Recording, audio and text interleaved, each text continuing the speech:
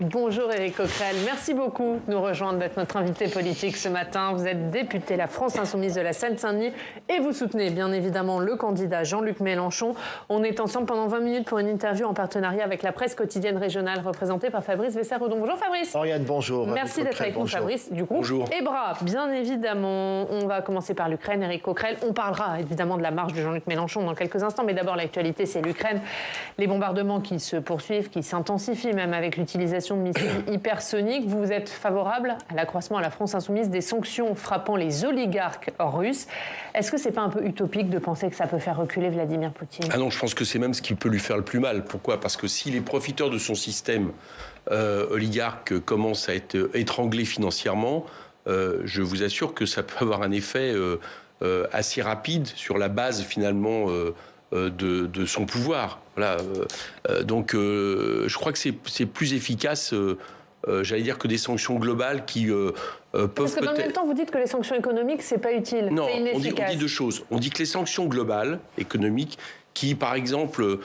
c'était l'idée de Monsieur Le Maire. Il faut quelque part frapper le peuple russe. Bon, avec un danger, c'est que d'abord ça nous frappe aussi, parce que les sanctions économiques, c'est lié au pétrole et au gaz. Donc on voit bien que ça peut aussi, peut avoir un effet boomerang. Et puis la deuxième chose, c'est que ça peut aussi souder en réalité l'opinion publique russe, qui pour l'instant ne l'est pas. C'est pas vrai. Elle se tait. Elle est soumise à une propagande absolument terrible avec le pouvoir. Donc ça, c'est une chose, à mon avis, à éviter. Moi, je regarde les choses concrètes. Par contre, quand les oligarques, ils ont commencé à perdre, c'est le magazine Forbes qui expliquait qu'ils avaient déjà perdu un tiers de leurs revenus. Si on les étrangle encore plus, mais alors il faut y aller vraiment plus fort qu'on le fait aujourd'hui. Jusqu'où ?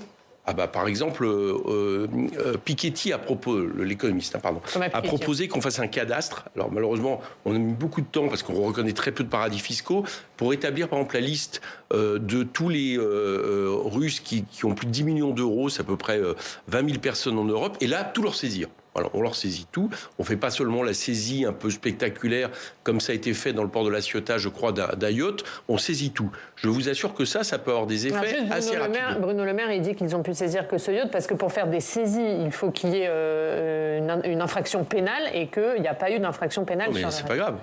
Si on décide des sanctions, je veux dire, on peut le faire en dehors de problématiques de sanctions pénales. Donc les 850 millions d'avoirs gelés, pour le moment, ils sont gelés, ils sont immobilisés. Moi, je en pense France, qu'il faut les saisir, il faut les saisir, et surtout, il faut établir une liste exhaustive de toutes les... Oui, bien sûr.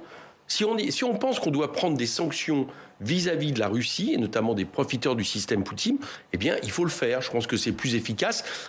Et en même temps, d'un autre côté, on l'a toujours dit, pour l'instant, ce n'est pas ce que fait Emmanuel Macron. Donc là-dessus, il n'y a pas de divergence sur ce point.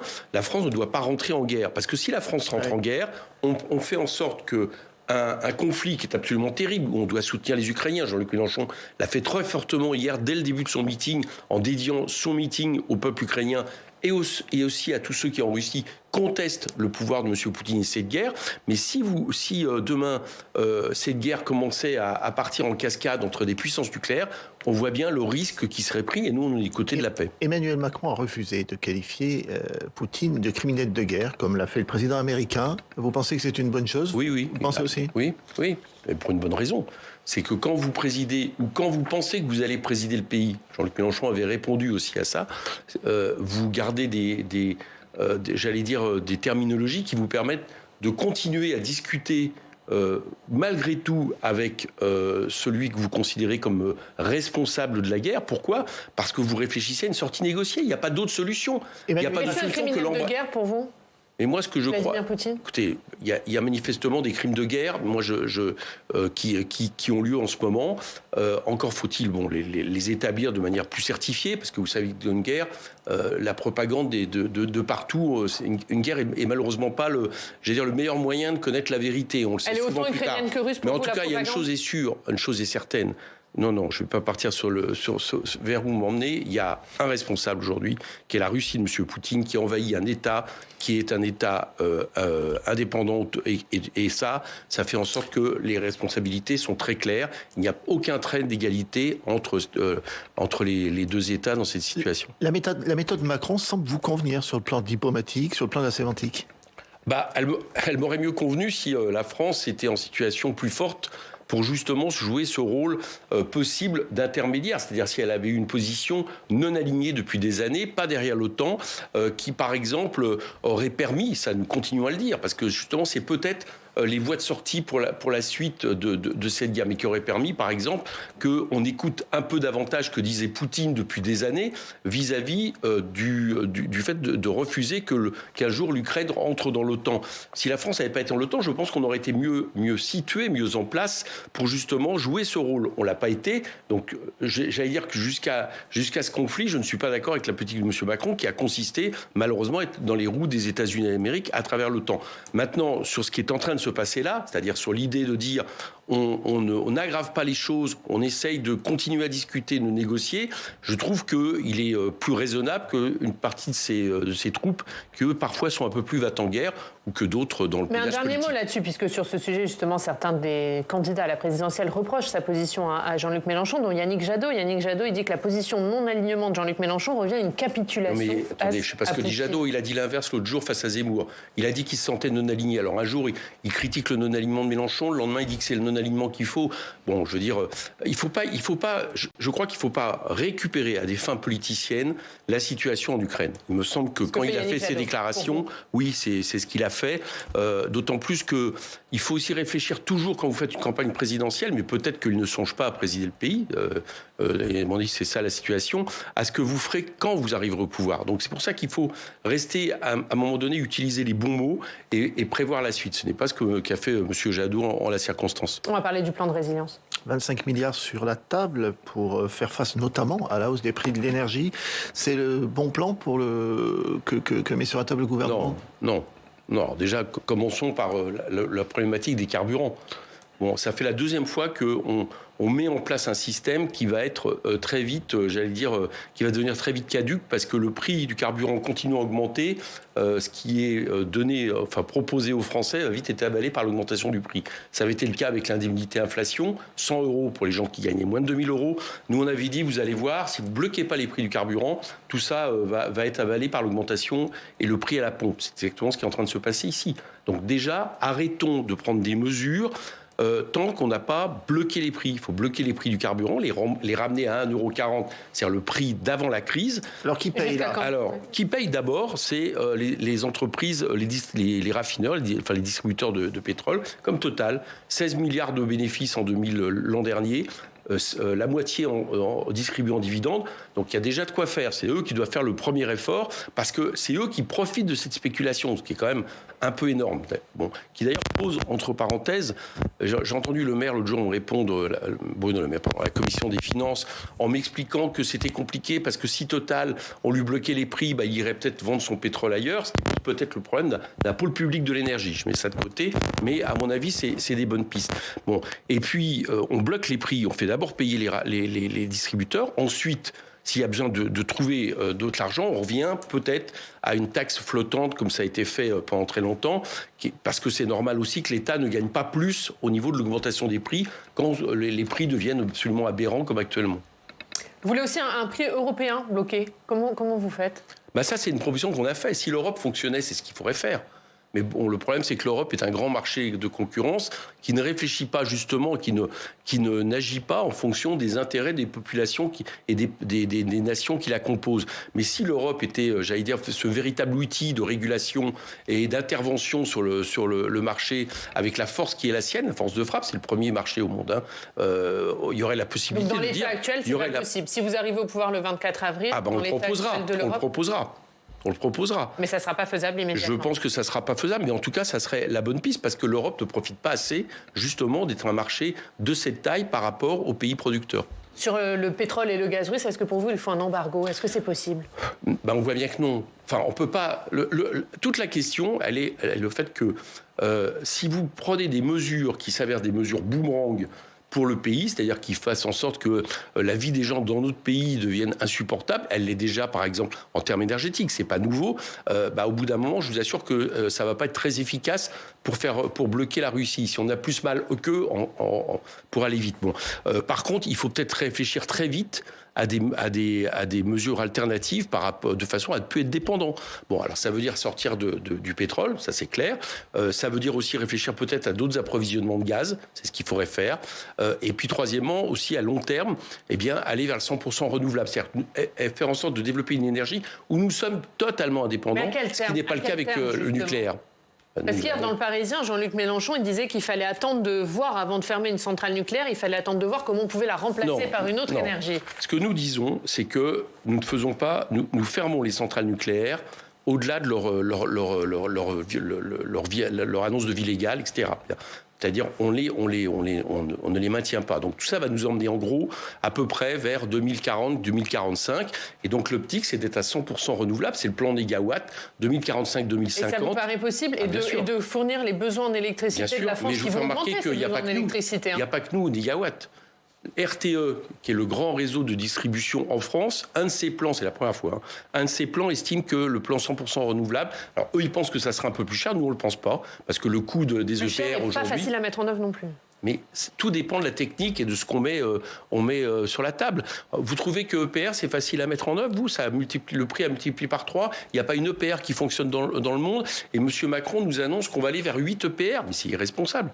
Aujourd'hui, le renouvelable, on sait ce que produire, on sait les problèmes qu'on a, c'est-à-dire le problème de stockage. Mais ça, on peut le résoudre si véritablement on met le paquet en termes de recherche et développement. Et je crois effectivement que c'est l'avenir. Moi, j'ai été il n'y a pas longtemps dans un pays, parce que je suis président du groupe d'amitié franco-islandais, l'Islande est arrivée à 100% renouvelable. On dirait, l'Islande a la géothermie, etc., mais ils ont mis le paquet pour développer tout ça. Nous, on a notamment un littoral, le plus grand littoral en Europe au niveau maritime. On est la deuxième puissance, en termes de surface maritime. Je vous assure qu'il y a de quoi faire dans toutes les formes d'énergie marine renouvelable. Un mot sur les impôts, puisqu'évidemment ça intéresse les Français, notamment l'impôt sur le revenu. Alors beaucoup de candidats promettent des baisses d'impôts. Par vous misez plutôt sur la redistribution. Ça veut dire que tout le monde doit payer l'impôt pour vous? Nous, on a prévu un plan fiscal qui fait qu'en dessous de 4 000 €, vous êtes gagnant. Voilà. Pourquoi? Parce qu'on s'aperçoit aujourd'hui que l'impôt, que ce soit l'impôt direct ou l'impôt indirect, c'est-à-dire ce qui est progressif et qui paye malheureusement très peu dans la fiscalité, je parle de l'impôt sur le revenu, frappe beaucoup les classes moyennes. Beaucoup.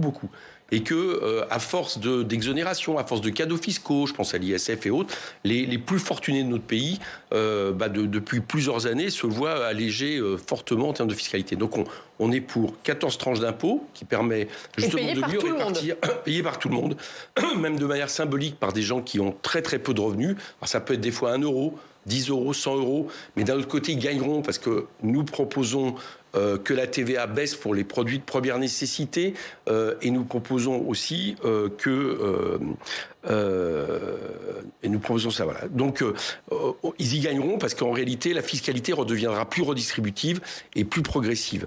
Mais c'est vrai, par contre, qu'il y a des gens qui, au-delà d'un certain revenu, eux, paieront beaucoup plus d'impôts et ça permettra d'apporter des recettes.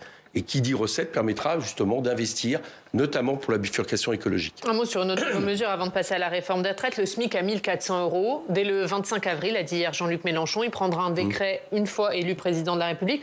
Comment vous financez et comment vous expliquez ça aux petites entreprises ? Alors comment on finance? Déjà, le financement pour l'État, il n'y a que le coût de ces personnels qui sont au SMIC, plus certains revenus. Donc ça, c'est pas du côté de l'État qui est le gros problème.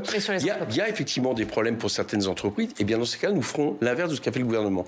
C'est-à-dire nous ferons des aides ciblées aux entreprises qui joueront le jeu, qui donc passeront au SMIC à 1 400 € et qui, parce qu'elles sont dans un secteur difficile, parce qu'elles sont dans un secteur soumis à la concurrence, parce qu'elles ont aussi une pression parfois des donneurs d'ordre, ont des difficultés. Donc pendant une période, on est tout à fait disposé à regarder et à aider ces entreprises. Et nous sommes aussi pour un fonds mutualisé entre les entreprises, qui permettra justement aussi, j'allais dire, de permettre d'amortir cette augmentation. Ça sera opérationnel dès le 25 avril. Oui, absolument. On le mettra très vite, vous inquiétez pas. Et en n'oubliant pas une chose, c'est que ça, c'est après, il y a un cercle vertueux. C'est-à-dire que quand vous remettez des revenus vous augmentez les revenus du travail, vous augmentez la consommation populaire, vous augmentez les carnets de commandes des entreprises, et tout ça se met en branle. Les cotisations rentrent à nouveau dans les caisses, les fiscalités, les impôts. Donc c'est un cercle vertueux pour l'économie de manière globale. Dans le même registre, la question des retraites. Emmanuel Macron a annoncé cash 65 ans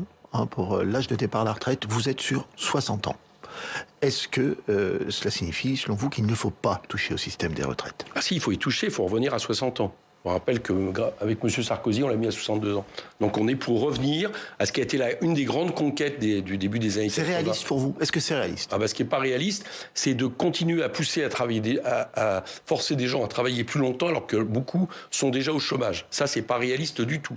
Ce qui n'est pas réaliste, c'est quand vous avez encore plus de 6 millions de chômeurs dans un pays, de forcer les gens à travailler à un âge beaucoup trop avancé souvent pour les métiers qui sont les leurs, et d'avoir des jeunes qui sont au chômage. Ce qui n'est pas réaliste, c'est le fait qu'en rallongeant l'âge du travail, eh bien, progressivement, l'espérance de vie est en train de diminuer. C'est aussi les statistiques qui le disent. Donc tout ça n'est pas réaliste du tout. Mais est-ce que vous ne mettez pas en danger le système par répartition ? Non, justement. Avec moins d'activité et plus de retraités. Mais vous savez, même prenons la situation aujourd'hui. Le COR, qui est le comité qui travaille là-dessus, dit qu'il va y avoir un problème jusqu'à 2042. D'accord ? Après, les choses s'équilibrent. Bon. Et jusqu'en 2042, apparemment, il y a un déficit, on peut estimer, de 3 milliards d'euros. C'est ça qu'il faut regarder. À trouver par an. Bon, 3 milliards d'euros à trouver par an. Vous faites par exemple une loi d'égalité salariale homme-femme. Rien que ça vous fait 5 milliards de cotisations en plus. Il y a 52 milliards d'exonérations chaque année pour les cotisations qui sont imposées par l'État. On va peut-être en récupérer un peu et vous allez voir que les caisses vont vite s'équilibrer. On va parler de votre campagne, évidemment, hier notamment. Mais oui, vous étiez à République hier, Éric Coquerel, avec tous vos amis. Pas un mot sur Toulouse. Ce matin, d'ailleurs, ça vous est reproché par certains médias. Ah oui, j'ai vu ça. Oui, alors qu'est-ce que... 10 ans de commémoration, D'abord, je vous fais remarquer une chose. La commémoration de Toulouse, elle parcourt, par exemple, vous n'avez pas relevé, mais il y a eu des rassemblements, des initiatives à Toulouse, notamment d'organisation, parce qu'il y a eu une sélection. On a décrété une commémoration le 20, les crimes de Méras, c'est du 11 au 19 mars. Le chef de l'État a décidé une commémoration de laquelle il y a certaines personnes qui n'ont pas été invitées, il le revendique aujourd'hui. Dont nous, ce que je trouve est un peu curieux lorsqu'on veut l'unité du pays, pour dénoncer plus que jamais les crimes antisémites. Donc c'est un peu étonnant. Donc ces commémorations, ça dure du 11 au 19 mars. Il y en a eu à Toulouse où nous avons été, etc. Moi, je dis attention, d'accord ? Jean-Luc Mélenchon, y compris quand c'est arrivé avec des phrases très fortes dont on peut se souvenir au moment en 2012, Jean-Luc Mélenchon a toujours dénoncé de manière absolument ferme et évidente les crimes antisémites de Mera, comme il a dénoncé les attentats antisémites qui ont continué par la suite. Mais attention aux récupérations politiques de ça. Moi, je trouve que les gens qui jouent ce jeu-là, qui disent « Ah, tiens, Mélenchon a été à République, n'a pas eu un propos le jour où il y a une commémoration officielle dans laquelle nous ne sommes pas invités. » C'était un oubli ou c'était un choix ? Mais écoutez, vous demandez à Jean-Luc Mélenchon. Mais il y a d'autres moments dans cette campagne... Laissez-moi finir. Il y a d'autres moments dans cette campagne... regardez tous les discours où Jean-Luc Mélenchon a dénoncé très clairement tous les dérives et les attentats et les crimes antisémites. Donc là-dessus, je dis... Gare à tous ceux qui utilisent ça à des fins politiciennes. Voilà, je pense que ça rend service à personne. Vous n'avez pas été invité, vous l'avez dit. Et Emmanuel Macron a eu cette phrase hier dans son discours à Toulouse. Il a dit « Nous sommes déterminés à combattre l'antisémitisme, y compris celui qui se cache derrière le masque de l'antisionisme ». Est-ce que vous êtes senti visé par cette phrase, Éric ? Non, moi, on ne s'est pas spécifiquement senti visé. Mais par contre, c'est une phrase qui est une erreur. Alors, en plus de ça, si vous voulez, c'est le propre de ce genre de phrase. C'est-à-dire que si vous passez votre temps à discuter, à polémiquer dessus, eh bien, je trouve quelque part que c'est pas rendre hommage justement à toutes les victimes. Je rappelle aussi les soldats français qui avaient été tués, de confession peut-être musulmane d'ailleurs, mais à toutes les victimes de Mera. Voilà. Parce que là aussi, ça renvoie à un débat qui mélange la question de l'antisémitisme et la question, par exemple, de la critique de la politique d'un État. Voilà. Et je pense que c'est une erreur de faire ça. C'est une erreur d'abord parce que du coup, vous relativisez l'antisémitisme, si vous la mettez au même niveau que la critique d'un gouvernement qui ne respecte pas les résolutions de l'ONU. Et deuxièmement, donc ça c'est un premier problème, et le deuxièmement, c'est que vous envoyez, vous dites à des gens qui disent nous ne sommes pas d'accord avec la politique du gouvernement israélien, le fait qu'ils seraient antisémites. Donc tout ça est quelque chose qui, là encore, est à mon avis une erreur. C'est pas dans la tradition de la politique française vis-à-vis de la situation dans le conflit israélo-palestinien. Et je trouve que là aussi, Emmanuel Macron aurait mieux fait de ne pas rentrer sur ce terrain. Votre marche hier, qui a rassemblé des milliers de personnes dans les rues de Paris, Jean-Luc Mélenchon, il dit qu'il doit aller chercher 5 points en 3 semaines pour être au second tour. Est-ce que ces points, ils se trouvent chez Fabien Roussel? Est-ce que c'est Fabien Roussel qui peut vous empêcher d'être au second tour? Moi, je pense que principalement, ces points-là ne se trouvent pas du côté de nos concurrents de gauche. Voilà. Je pense que principalement, ces points sont dans la jeunesse, sont dans les classes populaires, c'est-à-dire les catégories qui aujourd'hui ne rentrent pas pour une partie d'entre eux parce qu'ils hésitent à aller voter dans ces sondages. Et je crois qu'en réalité, ils existent déjà. Je crois que ces sondages sous-estiment la force du vote qu'il va y avoir dans ces catégories de la population qui vont voter Mélenchon. Les jeunes, les quartiers. Les jeunes, les quartiers, tous ceux qui, en gros, dans ce pays, ont un intérêt premier à la politique que nous proposons, que ça soit une politique en faveur de l'égalité sociale, de la jeunesse, une politique qui croit en l'avenir et qui croit à autre chose que le néolibéralisme et la mise en concurrence de tout le monde, y compris des services publics, comme le propose M. Macron avec l'école et la santé dans son programme. Voilà, je suis absolument persuadé que ça... Bon, il y aura peut-être aussi une partie aujourd'hui des personnes qui imaginent, des électeurs qui imaginent voter pour Fabien Roussel ou d'autres qui finiront par se dire ça vaut quand même le coup d'avoir un duel entre M. Macron et Mélenchon. Donc vous misez sur l'effet vote utile? Sur un vote qu'on appelle un vote efficace. Ce qu'on appelle un vote efficace. Parce que le vote utile, on en a été victime pendant très longtemps, qui était l'idée de dire il vaut mieux voter socialiste, même si vous n'êtes pas du tout d'accord avec le PS. Nous, ce qu'on veut, c'est un vote efficace sur notre programme. Voilà. Mais encore une fois, je vous assure, je pense que c'est d'abord les potentiels abstentionnistes qui font la différence. Un dernier mot, puisque Jean-Luc Mélenchon dit on gouvernera avec tous ceux qui veulent gouverner avec nous. Mais c'est qui nous, tant vous avez été critiqué à gauche dans cette campagne? Déjà, c'est peut-être justement tous les acteurs des mouvements sociaux, syndicaux, dont une partie se retrouve dans l'Union populaire. Je vous le rappelle, on a un Parlement de l'Union populaire, la moitié des membres, des artistes, des syndicalistes, des militants écologistes sont là. Et puis, ça sera aussi toutes les formations qu'ils souhaitent. Vous me parliez de Fabien Roussel tout à l'heure. Si le Parti communiste, au deuxième tour, souhaite soutenir Jean-Luc Mélenchon et souhaite soutenir notre programme et avoir des candidats avec nous dans le cadre, justement, de l'avenir en commun, ils seront les bienvenus et on travaillera ensemble. Donc la porte sera ouverte pour espérer, justement, former une majorité dans ce pays et changer de moment et changer de période. Merci Éric Coquerel. Merci beaucoup d'avoir été notre invité ce matin.